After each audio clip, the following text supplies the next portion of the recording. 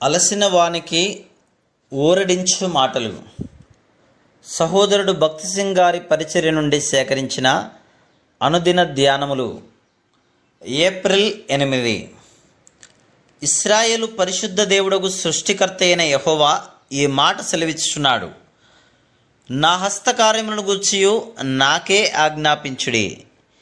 యెషయా గ్రంథము 45:11. అబ్రహాము దేవుడు అతనికి చెప్పినట్లు చేయుటకు సిద్ధపడెను. ఆదికాండము 50:22. దేవుడు నీ కుమారుని తీసుకొనుము అని చెప్పెను.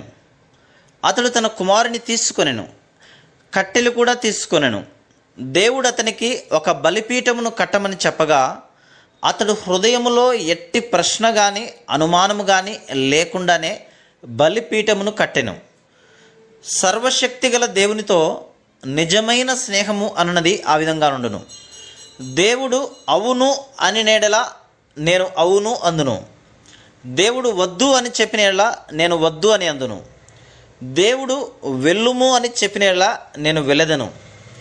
ఆయన ఉండుము అని చెప్పినేలా నేను ఉండెదను.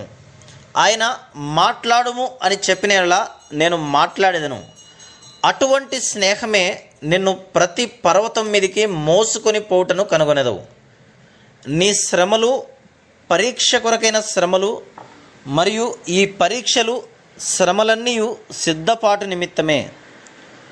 మొట్టమొదటిగా దేవుడు అబ్రహాముతో తాను ఏ విధముగా సొదొమ గొమొర్రాలకు తీర్పు తీర్చనయున్నాడో దానిని తెలియజేసెను. ఆదికాండము 22:17లో దేవుడు భూలోకమందలి దేశములన్నీ ఏ విధముగా తన సంతతి ద్వారా ఆశీర్వదించబడనై ఉన్నవో అతనికి తెలియజేయగోరెను. ఆ సంతతి ప్రభువైన యేసుక్రీస్తే. ఆ సంతతి ద్వారా కలుగు ఆశీర్వాదములలో అబ్రహాము కూడా పాలిభాగస్థుడే. అంధకార సంబంధమైన శక్తులన్నిటి మీద, దేవుని శత్రువులందరి మీద ఆ సంతతి పొందిన విజయం యొక్క ఫలమును అతడు కూడా అనుభవించును. ఆయన విజయము యొక్క ఫలమును ఆయన యందు అనుభవించు ఆధిక్యత మనకును కలదు. పరలోక స్థలములలో అంధకార సంబంధమైన శక్తులన్నిటి మీద ఆయన విజయమునందు మనకు పాలిభాగము కలదు. దేవునికి స్నేహితుడుగా ఉండుట అనగా ఇదే. 13వ వచనము దేవుడు అబ్రహాము విషయములో ఇంకా ఎట్టి స్నేహమును కలిగి ఉన్నాడో బయలుపరుచున్నది. ఆ పొట్టేలు పొదలో తగులుకొని ఉండుట అది ఎక్కడికో పారిపోనని కాదు. అది పొదలో తగులుకొనకుండగానే దానిని దేవుడు అబ్రహాము ఎదుటికి తీసుకుని రాగలడు.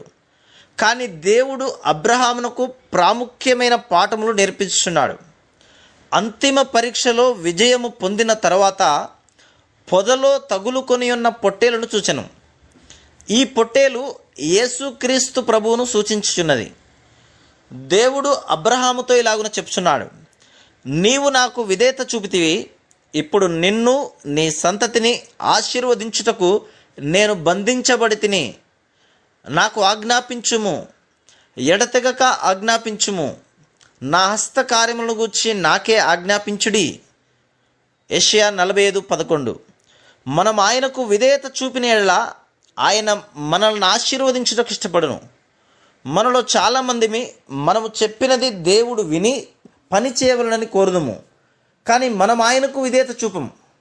రాబో దినములలో మన శత్రువులపై విజయం కొరకు, సకల దేశముల కొరకైన దేవుని ఆశీర్వాదము కొరకు మనం ఆయనకు ఆజ్ఞాపించినప్పుడు యేసుక్రీస్తు ప్రభు మనల్ని ఆశీర్వదించుటకు బద్ధుడై ఉన్నాడు. రాబో తరములన్నిటికీ దేవుని యొద్ద నుండి శ్రేష్టమైన వాటిని ఆజ్ఞాపించుటకు అబ్రహాము నేర్చుకొనున్నట్లు దేవుడు అబ్రహామును పర్వత శిఖరమునకు తీసుకొని పోయెను. దేవునితో స్నేహము చేయుట అను పర్వతమును ఎక్కుటకు నీకు కోరిక కలదా? నీవు దేవుని స్నేహితునిగా నుండగోరుచున్నావా? నీవు దేవుని స్నేహితునిగా నుండగోరిన ఎడల అబ్రహాము జీవితములో ఆ రహస్యమంతయు బయలుపరచబడుటను నీవు కనుగొందువు.